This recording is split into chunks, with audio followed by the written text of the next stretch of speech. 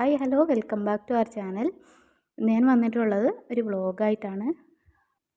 ഇന്നലെ അമ്മ നാട്ടിൽ നിന്ന് വന്നിട്ടുണ്ടായിരുന്നു. അപ്പോൾ അതിൻ്റെ കുറച്ച് വിശേഷങ്ങളും പെട്ടികുട്ടിക്കലും ഒക്കെ ആയിട്ടുള്ള വിശേഷങ്ങളാണ് ഇന്നത്തെ വീഡിയോയിൽ ഉൾപ്പെടുത്തിയിരിക്കുന്നത്. വീഡിയോയിലേക്ക് പോകുന്നതിന് മുമ്പ് നമ്മുടെ ചാനൽ ആദ്യമായിട്ടാണ് കാണുന്നതെങ്കിൽ ഒന്ന് സബ്സ്ക്രൈബ് ചെയ്യുക.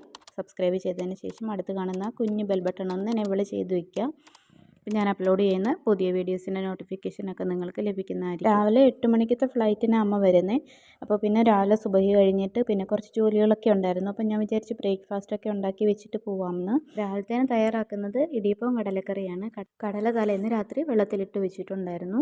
അപ്പോൾ കടല നന്നായിട്ട് കഴുകി എടുത്തിട്ടുണ്ട്. അതിലേക്ക് കുറച്ച് സവാള ഇട്ട് കൊടുത്തിട്ടുണ്ട്, 2-3 പച്ചമുളക്, പിന്നെ കുറച്ച് മഞ്ഞൾപ്പൊടി, മുളക് പൊടി, മല്ലിപ്പൊടി, ഗരം മസാല, പിന്നെ ആവശ്യത്തിനുള്ള ഉപ്പും കൂടി ഇട്ട് കൊടുക്കുന്നുണ്ട്. പിന്നെ ആവശ്യത്തിനുള്ള വെള്ളം കൂടി ഒഴിച്ചിട്ട് നമുക്ക് ഇത് വേവിക്കാനായിട്ട് വെക്കാം. പിന്നെ ചേരുവകളൊക്കെ നമ്മൾ എടുക്കുന്ന കടലയ്ക്കനുസരിച്ച് അങ്ങോട്ടും ഇങ്ങോട്ടും മാറ്റം വരും കേട്ടോ. കടലക്കറി റെഡിയാകുമ്പോഴേക്കും നമുക്ക് മാവ് കുഴച്ച് വയ്ക്കാം.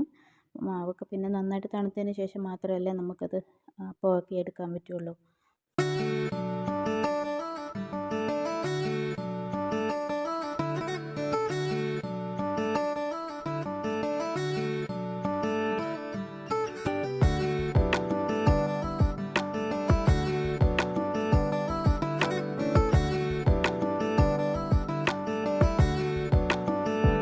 അപ്പോൾ ഇടിയപ്പത്തിൻ്റെ മാവൊക്കെ നന്നായിട്ട് കുഴച്ച് വെച്ചിട്ടുണ്ട്. ശരിക്കും പറഞ്ഞാൽ തിരക്ക് പിടിച്ചൊക്കെ നമ്മൾ ചെയ്യുന്ന സമയത്ത് എപ്പോഴും മാവ് കുഴയ്ക്കുന്നത് ശരിയാവാറില്ല. ചിലപ്പം വെള്ളം കൂടിപ്പോവും, ചിലപ്പം ഡ്രൈ ആയിട്ട് പോവും, അങ്ങനെയൊക്കെ വരാറുണ്ട്. ഇന്നെന്തോ അൽഹംദുലില്ലാ നന്നായിട്ട് കിട്ടി. ഈ ഒരു അച്ചുള്ളത് കൊണ്ട് തന്നെ നമ്മുടെ പണികളൊക്കെ വേഗം കഴിയും. ഇത് ഞാൻ നാട്ടിൽ നിന്ന് വാങ്ങിയിട്ട് വന്ന കേട്ടോ. നല്ല യൂസ്ഫുള്ളാണിത്. അപ്പോൾ നിങ്ങളിത് യൂസ് ചെയ്തിട്ടില്ലെങ്കിൽ തീർച്ചയായും ഇത് വാങ്ങി ഒന്ന് യൂസ് ചെയ്ത് നോക്കണേ. ഇഡ്ഡലി തട്ടിലേക്ക് ഞാൻ കുറച്ച് മുട്ടയും കൂടി ഇട്ട് കൊടുത്തിട്ടുണ്ട്. എല്ലാ മാവും ഇതുപോലെ റെഡിയാക്കി എടുത്തിട്ടുണ്ട്. ഞാനിത് ഇന്നലെ തയ്യാറാക്കിയ കറിയാണ്. അപ്പോൾ ഷായ്ക്ക് വേണ്ടിയിട്ട് ഉണ്ടാക്കിയതാണ്.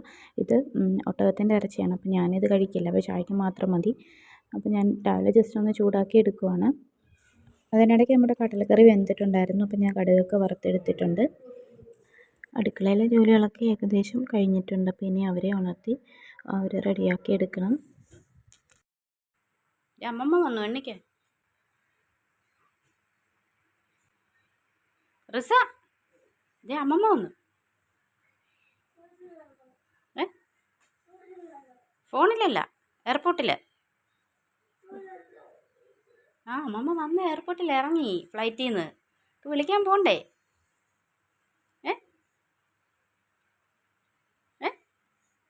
ഹാപ്പിയാണോ? ഇങ്ങോട്ട് നോക്കിയിട്ട് പറ, ഹാപ്പിയാണോ? പോവാ അനിച്ചു വാ. ഞങ്ങളെല്ലാവരും റെഡിയായി ഇറങ്ങി. ഷായ്ക്ക് മാത്രം ഫുഡ് കൊടുക്കുവാണ്. എനിക്ക് എന്താണെന്നറിയില്ല, ഇന്ന് കഴിക്കാനേ തോന്നുന്നില്ല. ഒരു എക്സൈറ്റ്മെൻ്റ് ആയിരിക്കും. ചിലപ്പോൾ വിശപ്പൊന്നും ഉണ്ടായിരുന്നില്ല. അപ്പോൾ അവർക്ക് കൊടുക്കാനായിട്ട് ഞാൻ കുറച്ച് പോപ്കോൺ കയ്യിലെടുത്തിട്ടുണ്ടായിരുന്നു. അപ്പോൾ ഫുഡൊക്കെ കഴിച്ച് കഴിഞ്ഞിട്ട് ഞങ്ങൾ ഇറങ്ങി പോവാൻ വിളിക്കാനായിട്ട് റിസ്വാൻ വണ്ടി കയറാൻ വേണ്ടിയിട്ട് വെയിറ്റ് ചെയ്ത് നിൽക്കുകയാണ്.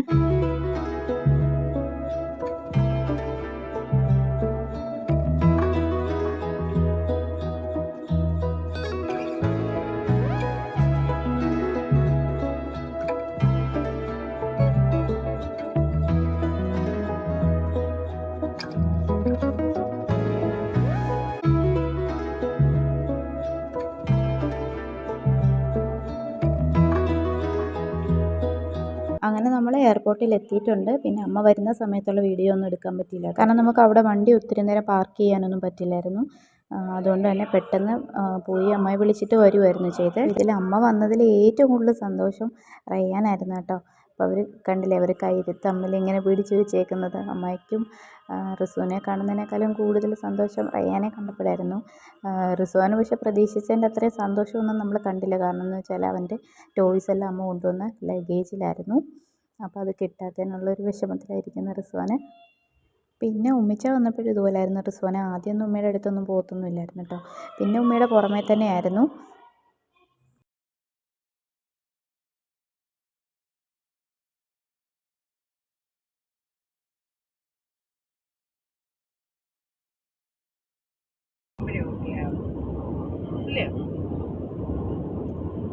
ഓർമ്മയില്ല അമ്മമ്മയെ കണ്ടത്. അപ്പോൾ അങ്ങനെ നമ്മൾ വീട്ടിലെത്തി. ഷായ്ക്ക് ഇന്ന് ക്ലാസ് ഉണ്ടായിരുന്നു, അതുകൊണ്ട് തന്നെ ഷായ് സാധനങ്ങളൊക്കെ എടുത്ത് വെച്ചിട്ട് വേഗം തന്നെ ക്ലാസ്സിൽ കയറി. റിസ്വാനാണെങ്കിൽ വന്നിട്ട് ഡ്രസ്സ് മാറിയിട്ട് കൂടിയില്ല. റിസ്വാന് ലഗേജ് പൊട്ടിക്കാൻ വേണ്ടിയിട്ട് കരച്ചിൽ തുടങ്ങി. ഞാൻ പൊട്ടിച്ചൊക്കെ കൊടുക്കാമെന്ന് പറഞ്ഞപ്പോഴത്തേനും ഭയങ്കര സന്തോഷമായിട്ട് രണ്ടുപേരും മുന്നേ വന്ന് എന്നെ ഹെൽപ്പ് ചെയ്തു കയറൊക്കെ അഴിക്കാനൊക്കെ ആയിട്ട്. ശരിക്കും പറഞ്ഞാൽ ഇവിടുന്ന് നാട്ടിലോട്ട് കൊണ്ടുവരുന്ന പെട്ടി പോലെ തന്നെയാണ് നമുക്ക് അവിടുന്ന് ഒരു പെട്ടി കൊണ്ടുവരുന്നത്. അത് പെട്ടിയെന്ന് മാത്രമല്ല, ചെറിയ എന്ത് സാധനം നമ്മുടെ വീട്ടിൽ നിന്ന് നമുക്ക് കൊടുത്തു വിട്ടാലും നമുക്കത് ഭയങ്കര സന്തോഷമാണ്, എന്താ അതിലുള്ളതെന്ന് അറിയാൻ വേണ്ടിയിട്ട്. അപ്പോൾ അത്രയും എക്സൈറ്റ്മെൻറ്റാണ് അവന്മാർക്കും ഉള്ളത്. ശരിക്കും അമ്മ വന്നപ്പോൾ എനിക്ക് ഒരുപാട് സന്തോഷമായിട്ടോ. അതുപോലെ തന്നെ എനിക്ക് ഒരുപാട് ഹെൽപ്പും ആയിട്ടുണ്ട്. കാരണം ഉമ്മച്ച പോയ സമയത്ത് കുഞ്ഞുങ്ങളെ ഇനി ആരെ ഏൽപ്പിക്കും, എങ്ങനെയാണ് വീട്ടിലെ കാര്യങ്ങളെന്നൊക്കെ ഒരുപാട് ടെൻഷൻ അടിച്ചിരുന്നു.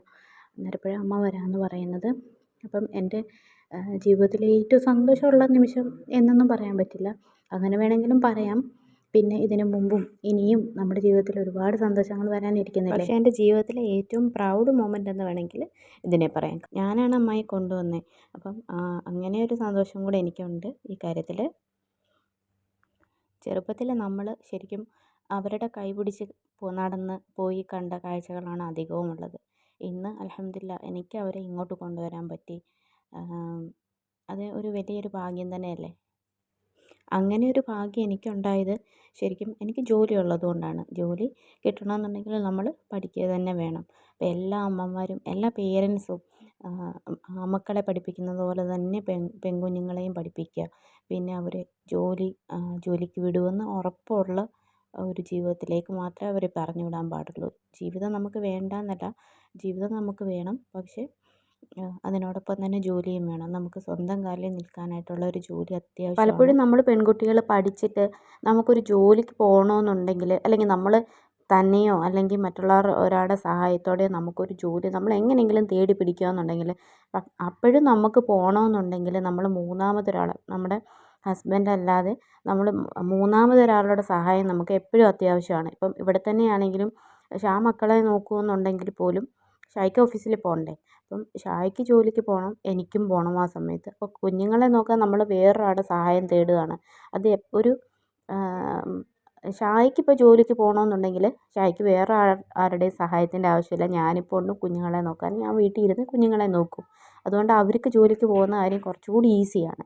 അപ്പം എനിക്ക് ജോലി ആയി കഴിഞ്ഞപ്പോഴത്തേക്കിനും എൻ്റെ കുഞ്ഞുങ്ങളെ നോക്കാൻ എനിക്ക് വേറൊരാളുടെ സഹായം തേടേണ്ടതായിട്ട് വന്നു. ഇപ്പം നമ്മൾ ഡേ കെയറിലാക്കുവാണെങ്കിൽ പോലും, സ്കൂളിൽ പോകുന്ന കുഞ്ഞുങ്ങളാണെങ്കിൽ പോലും വീട്ടിൽ അവർ വരുമ്പോൾ വീട്ടിൽ അവരെ ഇരുന്ന് നോക്കാൻ ഒരാളെപ്പോഴും വേണം. കാരണം അവർ അത്രയും കൊച്ചു കുട്ടികളായതുകൊണ്ട് തന്നെ.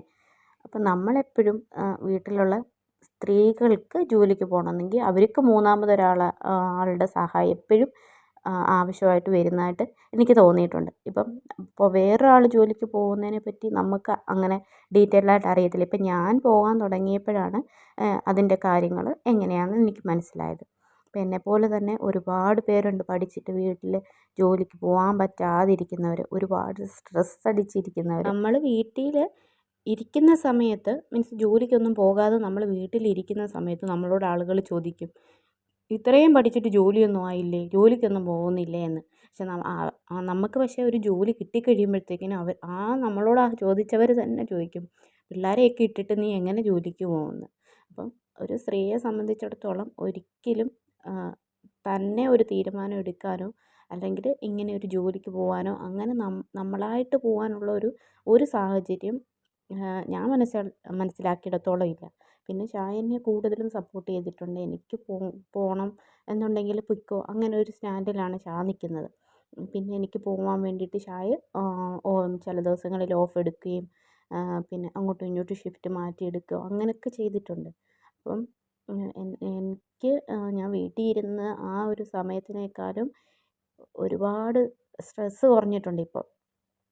നേരത്തെയൊക്കെയാണെങ്കിൽ എന്താ നമുക്ക് വെള്ളിയാഴ്ച മാത്രമേ ഉള്ളൂ ഒന്ന് പുറത്ത് പോകാൻ പറ്റും. നമ്മളാരെയും കാണാതെ ഈ ഫ്ലാറ്റിൽ തന്നെ ഇരിക്കുക. നമ്മളെ കണ്ടുകൊണ്ട് അവർക്കും ബോറടിക്കും, അവരെ കണ്ട് നമുക്കും ബോറടിക്കും.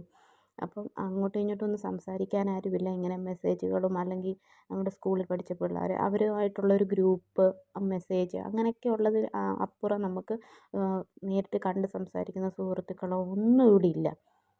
അപ്പോൾ എന്തിനാ നമ്മൾ പുറത്ത് പോകുമ്പോൾ പോലും നമ്മൾ ഒന്നിച്ച് പോയിട്ട് സാധനം വാങ്ങുന്നു, തിരിച്ചു വരുന്നു. ഈ എല്ലാ വെള്ളിയാഴ്ച വരാൻ നോക്കിയിരിക്കുന്ന ആൾക്കാരാണ് നമ്മളിങ്ങനെ വീട്ടിൽ ഇരിക്കുന്നത്. ഇപ്പോൾ നാട്ടിലായാലും അതുപോലൊക്കെ തന്നെയാണ്. ഒരു ഞായറാഴ്ച വരാൻ നോക്കിയിരിക്കും നമുക്കൊന്ന് പുറത്ത് പോകാനോ ഒക്കെ ആയിട്ട്. ഇപ്പോൾ ഞാൻ ഈ ജോലി കിട്ടിയതിന് ശേഷം ഒരുപാട് ഹാപ്പിയാണ്, അൽഹംദുലില്ലാ. കാരണം നേരത്തെ നമ്മൾ സ്കൂളിലൊക്കെ പോകില്ല, രാവിലെ പോവും, വൈകിട്ട് 5 മണിയാകുമ്പോൾ വരും. അപ്പം അതിനിടയ്ക്ക് സ്കൂളിലെ നമ്മുടെ കൂട്ടുകാരും ഒക്കെ ആയിട്ടൊക്കെയുള്ള ഒരിതുണ്ടല്ലോ, ആ ഒരു സെയിം ഇത് തന്നെയാണിത്. പിന്നെ ഇപ്പോൾ നമ്മുടെ വീട്ടിൽ എന്തെങ്കിലും ഒരു പ്രശ്നം ഉണ്ടെങ്കിൽ തന്നെയും നമ്മൾ രാവിലെ പോകുന്നു. അവിടെ ചെന്ന് കഴിയുമ്പോഴത്തേനും നമ്മൾ പിന്നെ അതൊന്നും നമ്മൾ ഓർക്കത്തില്ല, പിന്നെ അവിടുത്തെ കാര്യങ്ങളാണ്. പിന്നെ തിരിച്ച് വരുമ്പോഴും മാത്രമേ ഉള്ളൂ, പിന്നെ വരുമ്പോഴേക്കും ആ പിണക്കങ്ങളൊക്കെ മാറിയിട്ടുണ്ടാവും. അപ്പം എന്താ പറയുക, വീട്ടിൽ അങ്ങനെ ഇരിക്കുന്നവരോട് എനിക്ക് പറയാനുള്ളത്, നമ്മുടെ വീട്ടിലെ ജോലികളെല്ലാം തീർത്ത് വെച്ചതിന് ശേഷം നമുക്ക് കുറച്ച് സമയം ഉണ്ടാവുമല്ലോ, ആ സമയത്ത് നമുക്കായിട്ട് എന്തെങ്കിലും ചെയ്ത് വയ്ക്കുക. നമ്മൾ കൂട്ടുകാരൊക്കെ ആയിട്ടൊന്ന് സംസാരിക്കുകയോ, അല്ലെങ്കിൽ എന്തെങ്കിലും ഒരു വരുമാന മാർഗ്ഗം നമുക്ക് അതിൽ നിന്നും എടുക്കാൻ പറ്റും വീട്ടിൽ ഇരുന്നുകൊണ്ട് തന്നെ. ജോലി കിട്ടിക്കഴിഞ്ഞിട്ട് എനിക്ക് വന്ന ഒരു മെയിനായിട്ടുള്ളൊരു മാറ്റം സെൽഫ് റെസ്പെക്റ്റ് തന്നെയാണ് എനിക്ക് തോന്നിയിട്ടുള്ളത്. കാരണം നേരത്തെയൊക്കെ നമ്മൾ ചെറുപ്പത്തിലായിരിക്കുന്ന സമയത്തായാലും നമ്മൾ സ്കൂളിൽ പോകുന്ന സമയത്തൊക്കെ നമ്മളൊന്ന് കുളിച്ചിട്ട് വന്ന് ഒരു അരമണിക്കൂറെങ്കിലും നമ്മളൊരു കണ്ണാടിയുടെ മുമ്പിൽ സമയം ചിലവഴിക്കാറുണ്ട്. തലമുടി ചീകാനും കണ്ണെഴുതാനും പൗഡർ ഇടാനും ഒക്കെ ആയിട്ട്. നമ്മൾ വീട്ടിൽ ഇരിക്കുന്ന സമയത്ത് നമ്മളിലേക്ക് തന്നെ ശ്രദ്ധിച്ചാൽ മതി. നമ്മൾ വീട്ടിൽ ഇരിക്കുന്ന സമയത്ത് കുളിച്ചിട്ട് വന്ന് നമ്മൾ ധൃതി പിടിച്ച് തലമുടിയൊക്കെ എങ്ങനെയൊക്കെ തോർത്തൊക്കെ വെച്ച് വാരിക്കെട്ടി നേരെ അടുക്കളയിലോട്ടാണ് ഓടുന്നത്, അല്ലെങ്കിൽ മക്കളുടെ അടുത്തോട്ടാണ് ഓടുന്നത്.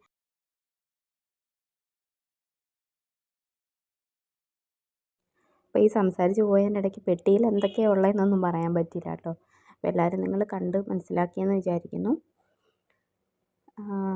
വേറെ എന്താ, പെട്ടിയൊക്കെ എല്ലാം അഴിച്ചു പറക്കി എടുത്തു, എല്ലാം കണ്ട് അവർക്കും ഒരുപാട് സന്തോഷമായി. പിന്നെ രണ്ടാമതൊരു പെട്ടിയും കൂടെ ഉണ്ട് കേട്ടോ. ഈ ഒരു പെട്ടിയിൽ ഇത് മാത്രമേ ഞാൻ കാണിക്കുന്നുള്ളൂ ഇപ്പം, കാരണം വീഡിയോസ് ഒരുപാട് ലെന്തി ആയിപ്പോവും. അതുകൊണ്ട് തന്നെ നെക്സ്റ്റ് വീഡിയോയിൽ രണ്ടാമത്തെ പെട്ടിയിൽ എന്തൊക്കെയാണ് ഉള്ളതെന്നൊക്കെ കാണിച്ചു തരാം കേട്ടോ. പെട്ടിയൊക്കെ തുറന്ന് സാധനങ്ങളൊക്കെ കണ്ടു കഴിഞ്ഞപ്പോഴത്തേന് റിസോന് കുറച്ച് സന്തോഷമൊക്കെ ആയിട്ടോ. പിന്നെ അമ്മയുടെ കൂടെ തന്നെയായിരുന്നു. ഞാൻ പിന്നെ അങ്ങനെ ഇരിക്കുന്ന ഇരിപ്പിൽ ഇടയ്ക്ക് പാല് ചോദിക്കും, കാച്ചിയ പാൽ ഇഷ്ടമാണ് അവനക്ക്, ബൂസ്റ്റൊക്കെ ഇട്ട് കുടിക്കാനായിട്ട്. അങ്ങനെ അമ്മമ്മ വന്ന സമയത്ത് അമ്മമ്മയോട് പറഞ്ഞിട്ട് അപ്പം അങ്ങനെ അമ്മ പാലൊക്കെ കാച്ചി കൊടുത്തു.